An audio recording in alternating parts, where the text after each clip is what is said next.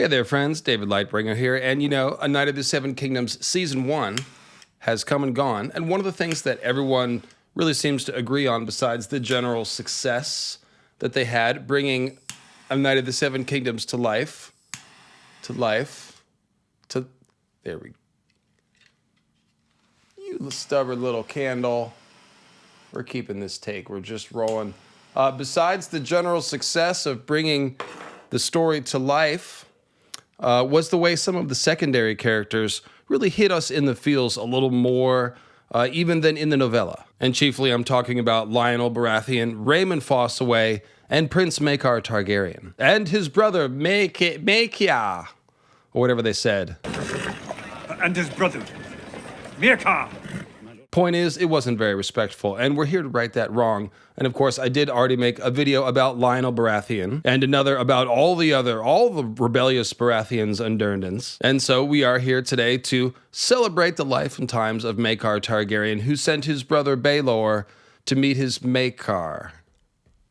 Sorry, I don't know if that's too soon. So, Maekar, he's kind of funny because he resembles the symbol that is supposed to represent his personality, the Anvil. He's short and stocky and thickly muscled with a square beard and a square crown, and even his quartered sigil is squared. His inferiority complex sigil, I should add, we'll get into that. And just as the Anvil is beaten by the hammer, Maekar's face is canonically pox-scarred. So, again, in just every way, Maekar is the Anvil. The thing that gets hammered. The simple, unglorious, yet vital part of the process of producing swords and also battlefield victories. The other funny thing about and his brother Maekar is how secretly emo he really is once you get into his personality. That's right, he's both metal and emo. Don't know if any of you guys can relate to that. Because after all, an even keel, mild-mannered, or even, dare we say, good-natured person in Maekar's position would have been happy to receive a certain amount of glory and credit and respect for the victory over the Blackfire pretenders at Redgrass Field, and happy to be a prince of the blood royal with his own sweet castle, summer hall, a Dane wife, and 4 strong sons. And also 2 daughters, don't forget the 2 daughters. But Maekar instead was said to brood and sulk. First over not getting enough credit for his role at Redgrass Field, and then later for not being elevated to Hand of the King when his brother Aerys became king. He chose Bloodraven instead. So prickly pride, remembering slights, nursing grudges, and frequently showing visible signs of anger, letting your arguments get too personal on Twitter. These are all marks of someone struggling to control their emotions, or we might say someone who is at times ruled by their emotions. And we do see that same trait somewhat in Maekar's sons Aerion, Egg, and Daeron. Maester Aemon, Maekar's other son, he turned out okay, probably because he was a nerdy dude that was allowed to go and do nerdy stuff at the Citadel. And it is Maester Aemon who gives us this haunting encapsulation of his father Maekar's life. And my father, he never thought the throne would pass to him, and yet it did. He used to say that was his punishment for the blow that slew his brother. I pray he found the peace in death that he never knew in life. So that's, of course, touching and somber, but also kind of puts its finger on the inherent contradictions that sometimes arise when you allow yourself to be ruled by your emotions. So in his youth, Maekar is pissed about being outshined by his brother Baelor, who, by the way, is a full head taller. But then when Maekar actually does become king, it's all like, hey, whoa, I didn't ask for the punishment of all this responsibility and power, And it's like, yeah, I mean, that's kind of what you wanted. And maybe you just, like to complain about whatever's happening. And yes, Maekar is a member of the dutiful but overlooked and not very charismatic younger brother club, along with Stannis Baratheon and Ned Stark. Maekar sulks at Summerhall just as Stannis sulks at Dragonstone, and just as Prince Harry sulks in Santa Monica. And Ned, he doesn't quite sulk at Winterfell, but he definitely isolates himself up north, in large part due to the trauma of losing his brother, father, and sister during Robert's Rebellion. On top of these issues of pride, Maekar's personality is further hardened, if you will, by various tragedies, as Maester Aemon alludes to. In addition to the death of his brother Baelor at his own hands, of course, there's also the death of his wife, Diana Dane, the disappointment he feels at times in all of his sons, especially Daeron the Drunkard and Aerion Brightflame, with both of them dying early deaths. Of course, Aerion with the infamous death by wildfire slurping. And then Maekar also had to endure the deaths of his brothers Aerys and Rhaegal. And by the way, Maekar's not really wrong about Redgrass Field. He did basically prevent disaster there, as we will discuss. So that's why he says "f*** a lot and says it so well and so effortlessly. And with that said, go ahead and hammer that thumbs up button as the music plays, and we will discuss the life and times of Maekar Targaryen, the Anvil.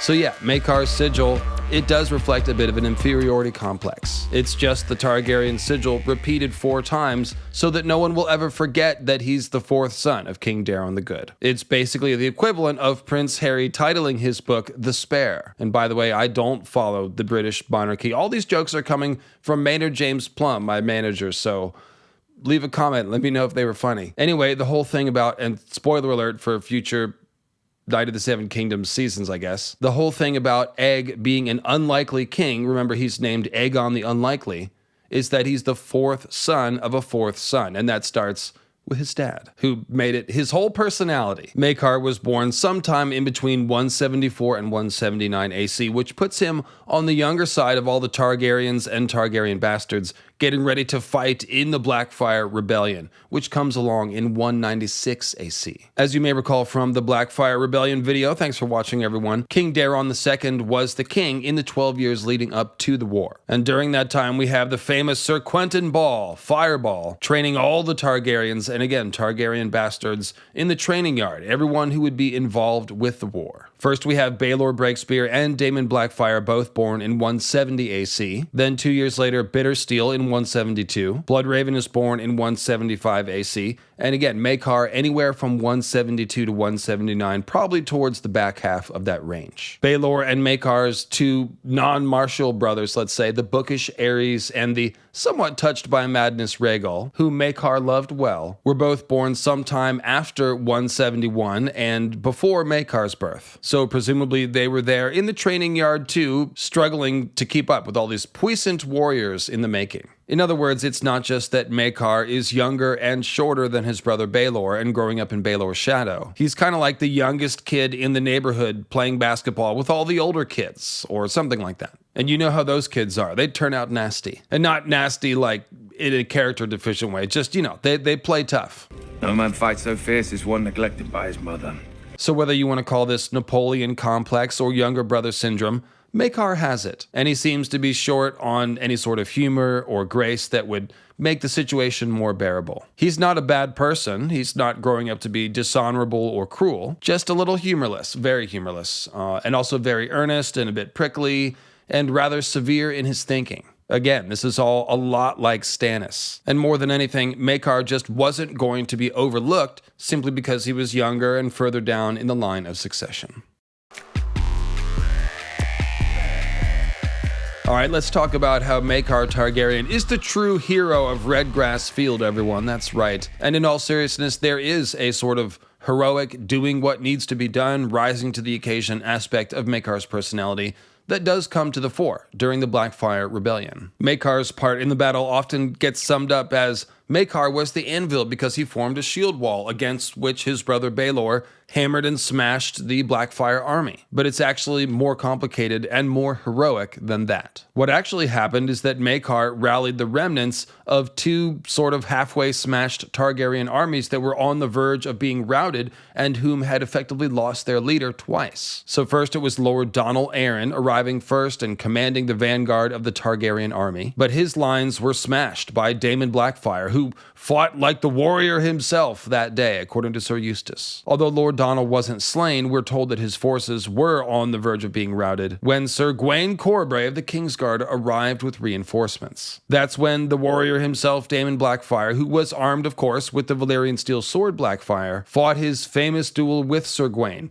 And of course, Sir Gawain is wielding the Valyrian steel sword Lady Forlorn, which, you know, hands down, that's the coolest Valyrian steel sword. Let me know in the comments, but I think Lady Forlorn Dark Sister is pretty cool too. Anyway, Daemon made the quote-unquote honorable mistake of stopping and dismounting to protect the fallen and injured and now blinded Sir Gawain from being trampled in battle, ordering Red Tusk, whoever that is, to take the injured Gawain back to his own maester in the back of the lines. Now, one imagines Sir Gawain Corbray may have well been a friend of Daemon. The Kingsguard are in King's Landing. They probably would have sparred in the yard occasionally, and depending on his age, Sir Gawain may have even trained under Fireball with the rest of the crew. Or perhaps Daemon was simply just honorable and anti-war crimes, unlike U.S. Secretary of Defense Pete Hegseth, who recently removed the rules of engagement guidelines from U.S. troops and declared no quarter in the American-Israeli war of aggression in Iran. He's probably just blown smoke to cover up the fact that they went into yet another war in the Middle East with no apparent plan or goal. But whatever the case, Daemon Blackfyre did give quarter to his fallen foe,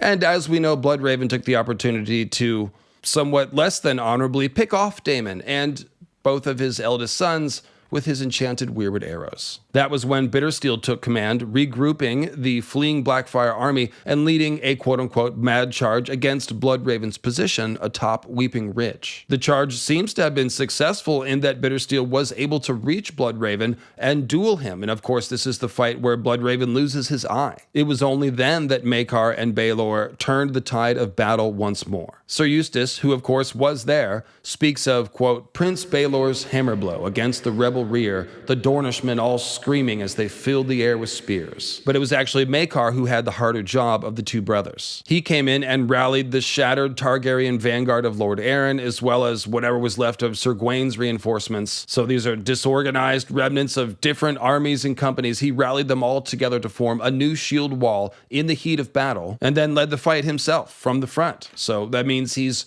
performing the role of general. He's making strategic battlefield decisions in the heat of battle. He's operating as a field commander, sort of riding around and hollering at his men to form up and rally their courage. And then he's functioning as a battalion leader, or just Greek war hero, by leading his men from the front with his spiked mace. So then after Bittersteel's regrouped lines are again shattered, Maekar pursues and crushes them utterly. Maekar is only 17 to 21 years old at this point, and as you can see, he really was one of the MVPs of Redgrass Field. If he hadn't been able to rally the shattered Targaryen army, then Bittersteel wouldn't have been caught in the pincher movement and may have prevailed.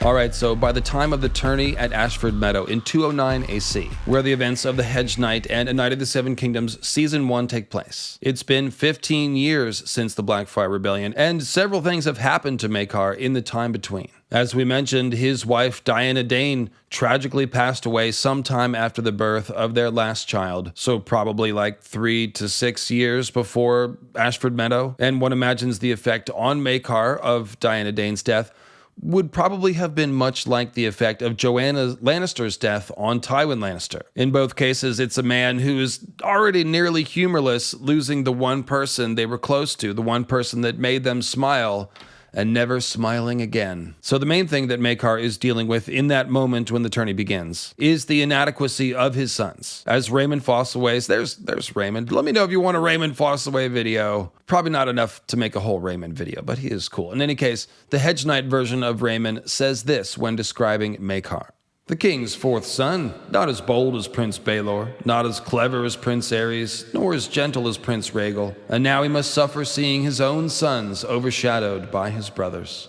Maekar's own sons were, of course, Daeron the drunkard, who turned to alcoholism to cope with his, troubling gift, quote-unquote, or burden of prophetic dream sight, and who was, as a result, a terrible knight. Second-born was Aerion Brightflame, who was a skilled knight, but of course, he's cruel and dishonorable, and both of those traits were on ample display at Ashford Meadow. Then we have the bookish Aemon, whom Maekar's father, King Daeron, sent to the Citadel a couple of years prior to Ashford Meadow. And then finally, young Egg, who was supposed to be Daeron's squire, but ran away to join with Dunk after Daeron decided to hide and miss the tourney. So when we meet Maekar, he's pissed. He's right in that moment of being pissed at the disappearance of Daeron and Egg. He came to this tourney hoping to sort of force Daeron to make strides as a knight. And you remember Baelor saying, he really has no business being entered in this. And Maekar's like, he's going to be a knight or he's going to die trying. And then Egg, of course, is supposed to be Daeron's squire, supposed to be learning how to be a knight himself under Daeron. But instead, Egg and Daeron just don't show up. Then the tourney begins, and in both book and show, it's the same. Aerion Brightflame cruelly aims for Humphrey Harding's horse and breaks Humphrey Harding's leg, thereby heaping dishonor upon himself and, by extension, Maekar. So all in all, Maekar's already having a pretty bad time at Ashford Meadow, even before Aerion starts attacking random puppeteers and then dragging the entire family into a trial by combat. Now, I already made a video analyzing Maekar's decision-making over the course of the tourney at Ashford Meadow, and one of the things that we learned is that Maekar seems to have the same philosophy of projecting power and kingly rule that Bloodraven and Aerion Brightflame do. And that would be, namely, ruling through intimidation with no tolerance for any sort of treasonous talk. This is meant to stand in contrast with the philosophy of Baelor Breakspear and King Daeron, Daeron the Good, who seemed to place more emphasis on ruling through honor and justice and thereby earning the respect and consent to be governed of the common people, as opposed to just earning their fear. Although that was a lot of fun to talk about, so if you missed it, check out the Decisions Explained video and also the earlier Baelor Breakspear video for more of that conversation. And I also did this one about Aerion and the class war and the puppet show, because there's just a lot of class war going on this season. Now, as you might imagine, the unintentional slaying, manslaughter, however you want to call it, the death of his brother Baelor by his own hand, it weighs very heavily on Maekar for the rest of his life. So just imagine you were involved in some sort of accident or, mistake that resulted in the death of your sibling. That's hard to even comprehend. No matter the details of how it fell out, you'd have massive survivors killed and you'd be agonizing over what you could have done differently. You'd be regretful for the rest of your life. And this seems to have been the case for Maekar, who we are told marked the death anniversary of his brother Baelor every year. All right, it's time to talk about the Sulking, the Great Sulking. Maekar does, of course, eventually become King Maekar the First Targaryen, which is a much better title than "and his brother Maekar." And his brother, Maekar. But in between comes the Sulking at Summerhall, and this is Septon Sefton from The Sworn Sword. Prince Maekar sulks at Summerhall, nursing his grievances against his royal brother. And so that's part of a long diatribe by Septon Sefton, some of which sounded treasonous to Dunk, and the point is that Egg overhears Septon Sefton saying that his father sulks. And so a little bit later in the story, we get this very funny passage. By the time they splashed across the stream, the sun was low on the horizon, and the first stars were coming out, along with clouds of mites. Amongst the tall black trees, Egg found his tongue again. "Sir, that fat Septon said my father sulks in Summerhall." "Words are wind." "My father doesn't sulk." "Well," said Dunk, "he might. You sulk." "I do not, sir." He frowned. "Do I?" "Some. Not too often, though. Elsewise, I'd clout you in the ear more than I do." "You clouted me in the ear at the gate." "That was half a clout at best. If I ever give you a whole clout, you'll know it." "The Red Widow gave you a whole clout." Dunk touched his swollen lip. "You don't need to sound so pleased about it. No one ever clouted your father in the ear, though. Maybe that's why Prince Maekar is the way he is. When the king named Lord Bloodraven his hand, your lord father refused to be a part of his council and departed King's Landing for his own seat," he reminded Egg. "He has been at Summerhall for a year and half of another. What do you call that, if not sulking?" "I call it being wroth," Egg declared loftily. "His grace should have made my father hand. He's his brother, and the finest battlefield commander in the realm since Uncle Baelor died. Lord Bloodraven's not even a real lord. That's just some stupid courtesy. He's a sorcerer, and baseborn besides." And so that is the source of this great grievance of Maekar's. His brother Aerys became king, and picked Bloodraven, who is the same age as Maekar, to be Hand of the King instead of Maekar. Bloodraven's just some baseborn wizard with a weird birthmark and very good aim with a weirwood bow. Come on, man. In any case, Maekar's being Wroth at Summerhall was still a factor in 212 AC when the latest Blackfire pretenders were plotting their latest Blackfire rebellion. So this is Lord Gorman Peake from The Mystery Knight, the third Dunk and Egg novella, speaking of the people who potentially could foil his nascent second Blackfire rebellion. "Our hands are no longer tied. Our time has come. Aerys is weak, a bookish man, and no warrior. The commons hardly know him, and what they know they do not like. His lords love him even less. His father was weak as well, that is true, but when his throne was threatened, he had sons to take the field for him. Baelor and Maekar, the hammer and the anvil. But Baelor breaks spears no more, and Prince Maekar sulks at Summerhall, at odds with king and hand. Now, ironically, although King Maekar may not be around to foil this second Blackfire Rebellion, his son Egg is there, right here at White Walls, and although it is mostly Bloodraven that brings down the second Blackfire Rebellion of John the Fiddler, Egg does play a part in it. So that's the Great Sulking, and it seems to have ended only with the deaths of Aerys and Maekar's brother Prince Rhaegal in 215 and Prince Rhaegal's son Aelor 2 years later in 217 AC. After which King Aerys, who himself was childless, acknowledged Maekar as his heir. And he also bestowed on Maekar the customary title of the Targaryen heir, Prince of Dragonstone. And so, if Maekar actually went and lived at Dragonstone, he would have been Stannising in the same place that Stannis was Stannising approximately 70 years before the echo of Stannis' teeth grinding or mine by rightsing was ever reverberating off the fused stone walls of the Valerian's great citadel in Blackwater Bay. Something, something, something, history, it rhymes, it's an echo, teeth grinding, something, something. George Lucas, kind of a short and square looking dude, I might add. In any case, Maekar perks up even more when another real Blackfire Rebellion comes around in 219 AC. We don't know much about that one except for it involved Bittersteel. That's what makes it a real Blackfire Rebellion. And also Daemon Blackfire's fourth son, Haegon, who had been crowned Haegon the First Blackfire. Maekar and Bloodraven seem to have led the defense, with Maekar in particular being noted for his leadership in battle. Maekar's sons Aerion and Egg also fought in the war, with Egg being noted for his bravery, although it may be that Aerion was the one who dishonorably slew Haegon after the battle, after Haegon had given up his sword. Somebody did that. We just don't know who. It may have been Aerion. And then we have the issue of Bittersteel, who was taken captive, and the ensuing debate around what to do with him. So Maekar, along with Bloodraven and Aerion, were hollering for blood. They were saying, let's execute this guy. However, King Aerys, for some unknown reason, decided to show mercy and banished Bittersteel and some of the other rebels to the Night's Watch, only for him to be rescued on the way, of course, by Blackfire loyalists. And I don't think this would have been an issue of war crimes. At this point, executing Bittersteel for treason and rebellion, assuming it was done through some sort of process, would have been lawful. But of course, it is easy in hindsight to say that since we know what we do now. But like I said earlier, that does kind of give us an idea of where Maekar's ruling philosophy aligns on the chart, with Bloodraven and even with Aerion Brightflame. All right, let's talk about King Maekar. You know, Kristen Cole may have been the kingmaker, but King Maekar is the king Maekar.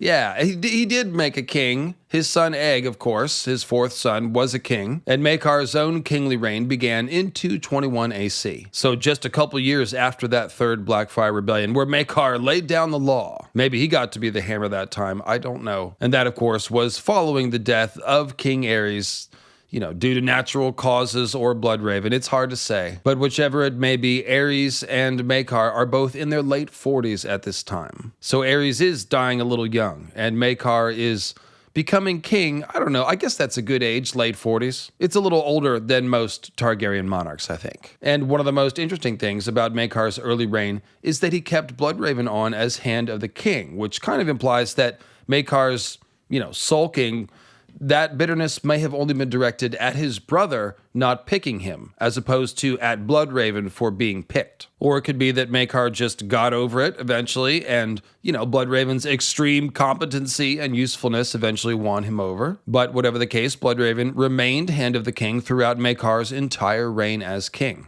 Maekar was also a crown maker as well. He did make a new crown for himself. He very much wanted to wear the crown of Aegon the Conqueror with its square-cut rubies. Remember, everything is square with this guy. That's why I wore all my squares and rectangles. But unfortunately, the crown of Aegon the Conqueror was lost in Dorne with Daeron the Young Dragon. And so Maekar made a new crown for himself, a red gold circlet with black iron points, meaning sword points, which is obviously a very warlike crown, suggesting that Maekar saw himself as a warrior, which that seems to be true. And it's actually very similar to the crown of the old Stark Kings of Winter, with the, warlike king vibes essentially being the same. So Bittersteel and the rest of those Blackfire pretender loyalists, they knew better than to try another rebellion while Maekar sat the Iron Throne, and so they did not. And that left Maekar's reign to be a largely peaceful one. Maekar summoned all of his sons to court, even Maester Aemon from the Citadel, although Aemon chose to serve the household of Prince Daeron the Drunkard on Dragonstone